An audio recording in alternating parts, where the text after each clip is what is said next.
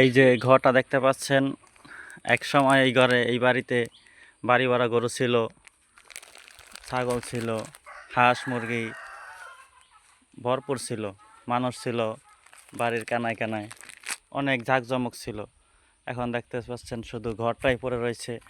ঘরের থাকার মতো কোনো পরিবেশ নাই, মনে হচ্ছে যেন ভুতুড়ে অবস্থা।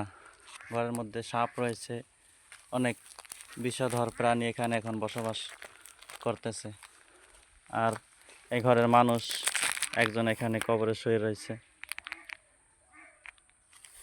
এরকমই আমাদের সকলের জীবন,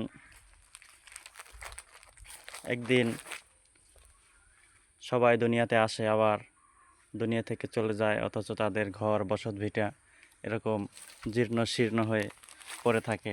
দেখার মতো, ঘরে আলো জ্বালানোর মতো কোনো লোক থাকে না। আমরা ছোটোবেলায় যখন আসতাম এই বাড়িতে, তখন বিভিন্ন ধরনের ফল, আম, কাঁঠাল, বাদাম এগুলো খাওয়ার জন্য ঘরের চারপাশে ছোটাছুটি করতাম। আজ শুধুই ঘর পড়ে রয়েছে, ঘরে কোনো মানুষ নেই, শুধু রয়েছে হতাশা, শুধু রয়েছে আফসোস।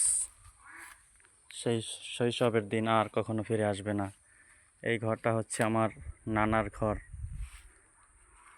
আমার নানার বয়স এখন 100 প্লাস। নানা এখন পর্যন্ত আপনাদের দোয়া আল্লাহর ইচ্ছা জীবিত আছেন। আর নানি এখানে প্রায় 3 বছর হয়েছে আমাদের ছেড়ে অন্ধকার কবরে শুয়ে আছেন। এখন শুধু জঙ্গলে পরিণত হয়েছে, মনে হচ্ছে যেন একদম ভূতের অবস্থা।